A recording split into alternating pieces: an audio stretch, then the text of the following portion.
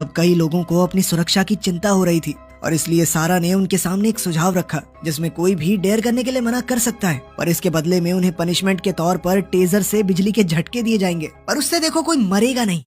अगले दिन एक बार फिर से गेम शुरू हुई और इस बार भी सारा ही किंग थी और उसने जिंसू को मून की शर्ट के नीचे हाथ डालने को कहा, पर जिंसू देख पा रहा था कि मून ये सब करने में कंफर्टेबल नहीं है और इसीलिए उसने डेयर करने से मना कर दिया, जिसके बाद उसे पनिशमेंट के तौर पर शॉक दिया गया। झटका इतना तेज था कि वो बेचारा बेहोश हो गया और उसने पैंट में ही बाथरूम कर दिया, लेकिन इसके बदले में उन्हें 60 घंटे मिल गए थे। अगले दिन गेम को आगे बढ़ाते हुए यांग ने एक सिक्का उछालने का फैसला किया और पार्टिसिपेंट नंबर 6 और चुंजा को उसे गेस करने को कहा। जो भी हारा उसे टेजर से शॉक दिया जाएगा। इस टॉस में चुंजा हार गई, जिसके बाद उसका भी जिंसू वाला ही हाल हुआ। अगले कुछ दिनों तक ऐसा ही चलता रहा, पर तभी एक दिन सैंगुक ने चुंजा और जिंसू को बताया कि असल में ऊपर के फ्लोर वाले उन दोनों के खिलाफ काम कर रहे थे और यांग अक्सर सिक्के को उछालते समय उसे ढक लेती थी ताकि वो नतीजे को बदल सके। इसके बाद उन्होंने ये बात फिलिप्स को बताई, जिसने उन्हें सबूत इकट्ठा करने की सलाह दी, पर थोड़ी देर बाद फिलिप्स ने खुद यांग को बॉल्स के साथ हेरा फेरी करते हुए पकड़ लिया और उसने यांग को सावधान करते हुए चालाकी से खेलने को कहा। अगले दिन पहली बार सैंगुक को राजा बनने का मौका मिला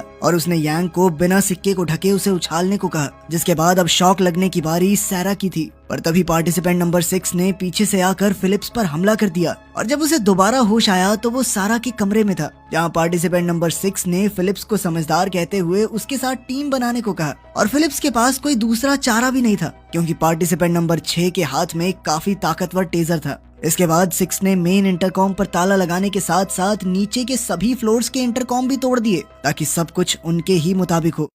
इसके बाद उन्होंने ऐलान कर दिया कि अब सिर्फ नीचे के फ्लोर वाले ही काम करेंगे और ऐसा ना करने पर उन्हें खाना नहीं दिया जाएगा और साथ ही अगर वो टाइम कमाने में कामयाब हुए तो इसके बदले में उन्हें सिक्के दिए जाएंगे जिससे वो अपने लिए चीजें खरीद सकते थे और इस एक सिक्के की कीमत 3 घंटे के बराबर थी। जब चुंजा ने इस फैसले का विरोध करने की कोशिश की तो पार्टिसिपेंट नंबर 6 ने उस पर अपनी टेजर गन तान दी और ये देखकर सैंगुक ने 6 पर हमला करने की कोशिश की, पर 6 ने उसे भी लात मारकर चुंजा को टेजर शॉक दे दिया, जिसके बाद वो सैंगुक की जख्मी लात पर पैर रखकर उसे मसलने लगा, जिसके चलते उन्हें कई सारे घंटे और मिल गए। इसके बाद फिलिप ने उन्हें उनके अगले गेम के बारे में बताया, जिसमें कुछ बॉल्स पर अलग अलग गेम्स लिखी हुई थी और लोअर फ्लोर के कंटेस्टेंट्स को उन्हीं में से एक बॉल चुननी थी और उस गेम के खत्म होने के बाद हारने वाले इंसान को सजा भी मिलेगी। सबसे पहले दिन उनकी बॉल पर छुपम छुपाई लिखा हुआ था, पर इस गेम में लोअर फ्लोर के सभी लोगों का एक एक बॉडी पार्ट कवर किया गया, जिसके बाद उन्हें छुपना था और वहीं अपर फ्लोर वालों का काम उन्हें ढूंढकर पीटना था। गेम के दौरान चुंजा का सामना पार्टिसिपेंट नंबर 6 से हुआ,